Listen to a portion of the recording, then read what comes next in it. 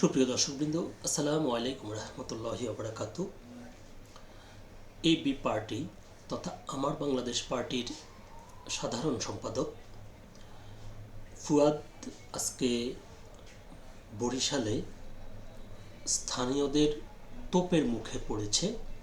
স্থানীয় বলতে স্থানীয় বিএনপি নেতাকর্মীদের।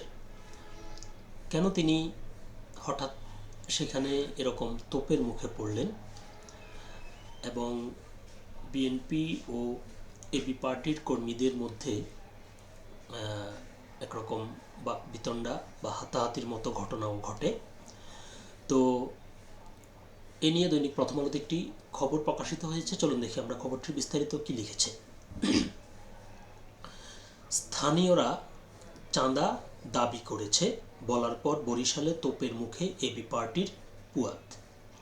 খবরটির বিস্তারিত বলা হয়েছে, বরিশালের বাবুগঞ্জ উপজেলায় মিরগঞ্জ সেতুর নির্মাণ কাজ পাওয়া ঠিকাদারের কাছে স্থানীয়রা চাঁদা দাবি করেছে। গণমাধ্যমে এমন বক্তব্য দেওয়ায় তোপের মুখে পড়েছেন আমার বাংলাদেশ এবি পার্টির সাধারণ সম্পাদক আসাদুজ্জামান পুয়াত।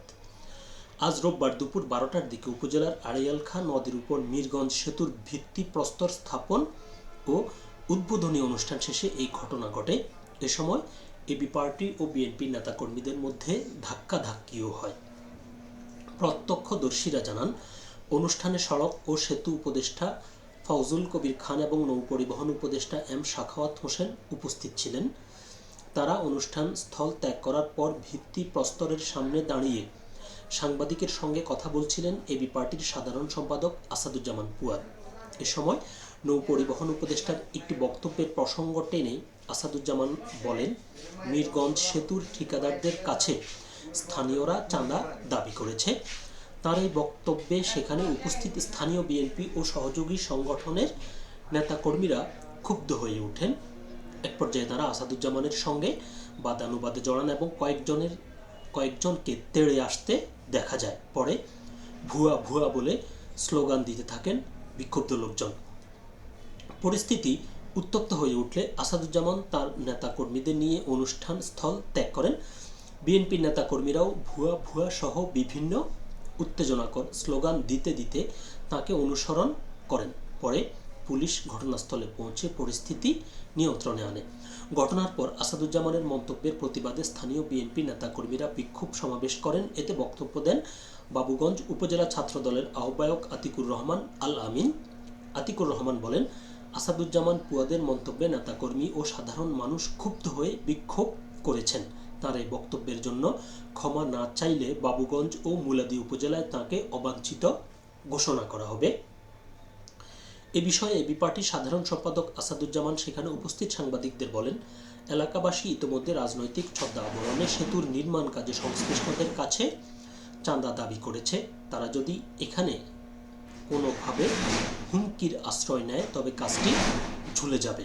তিনি অভিযোগ করেন, কে এখানে বালু দেবে, কে পাথর দেবে, এসব বিষয়ে ঠিকাদারি প্রতিষ্ঠানকে চাপ প্রয়োগ করা হচ্ছে।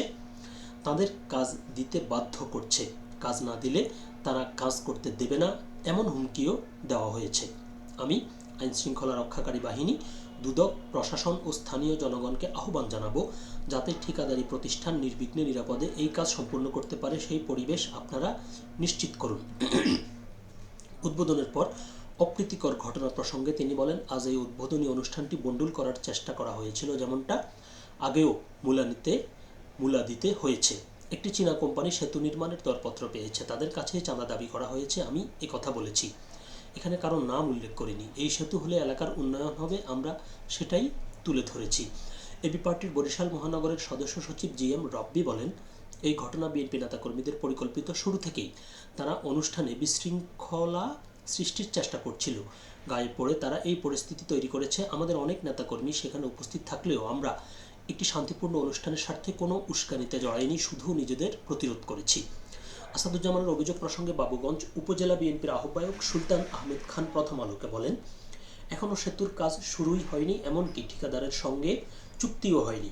এমন সময় কিভাবে কার কাছে চাঁদা দাবি করলো, কাজ চাইল, এ ধরনের অবান্তর বক্তব্য দিয়ে তিনি আমাদের ইমেজ ক্ষুণ্ণ করার চেষ্টা করেছেন। বিএনপি নেতা সুলতান আহমদ খান বলেন, এই এলাকায় যত কাজ হচ্ছে তার সবই নাকি উনি করছেন।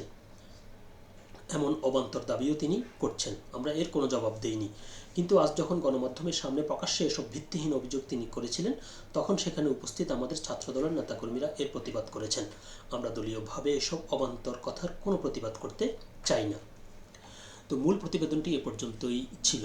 এখন যেটি বলতে হয় সেটি হচ্ছে যে, ফুয়াদ যেহেতু বলেছে, অবশ্যই তার কাছে সেরকম এভিডেন্স যদি না থাকে বা সেরকম তথ্য যদি না থাকে, তাহলে তিনি তো এইভাবে কথা বলার কথা না। আর এখানে বিএনপির নেতারা যেটি বলছেন যে, স্থানীয়ভাবে সেখানে এখন যে উন্নয়নমূলক কাজগুলো হচ্ছে, ব্যারিস্টার ফুয়াদ এগুলোকে তিনি নিজের অবদান বলে এগুলো প্রচার করছেন। তো হয়তো এটা নিয়ে বিএনপির নেতাকর্মীরা বিক্ষুব্ধ হতে পারে। তো যাই হোক, যেটি বলতে হয় সেটি হচ্ছে যে, যে কোনো এলাকার উন্নয়নমূলক যদি কোনো কাজ হয়, সেই কাজের সুফল ওই এলাকার রাজনীতিবিদ থেকে শুরু করে সব শ্রেণী পেশার মানুষই কিন্তু ভোগ করে। সুতরাং সবাইকে এ ব্যাপারে সোচ্চার হওয়া উচিত, সচেতন থাকা উচিত। আসলেই এখানে কোনো ধরনের ওইরকম অনৈতিক কিংবা দুর্নীতি হচ্ছে কিনা। দুর্নীতি কিংবা অনৈতিক কোনো কর্মকাণ্ড যাই হোক না কেন, শেষ পর্যন্ত এর দায়ভার কিন্তু স্থানীয় মানুষদের উপরেই এসে পড়ে। অর্থাৎ যদি এখন কেউ এখানে ঠিকাদারের কাছে চাঁদা দাবি করে, তাহলে ওই ঠিকাদার কি করবে? সে তার লাভের অংশ ঠিক রাখার জন্য সে কি করবে? নিম্নমানের সামগ্রী সেখানে সরবরাহ করবে। তো এভাবে শেষ পর্যন্ত কিন্তু ক্ষতিটা ওই এলাকার মানুষদেরই হবে। যে কাজ যাওয়ার কথা 30 বছর 50 বছর, সে কাজ হয়তো 20 বছর যাবে। তো এটি রাজনৈতিক দল হিসেবে বিএনপিরও যেমন, বিএনপির নেতাকর্মী স্থানীয়ভাবে যারা রয়েছেন তাদেরকেও যেমন ভাবতে হবে, তেমনি সাধারণ মানুষসহ সবাইকে ভাবতে হবে আসলে এখানে কি হচ্ছে, যে আসলে এখানে দুর্নীতি হচ্ছে কিনা। তো সকলে ভালো থাকবেন, সুস্থ থাকবেন। আল্লাহ হাফিজ।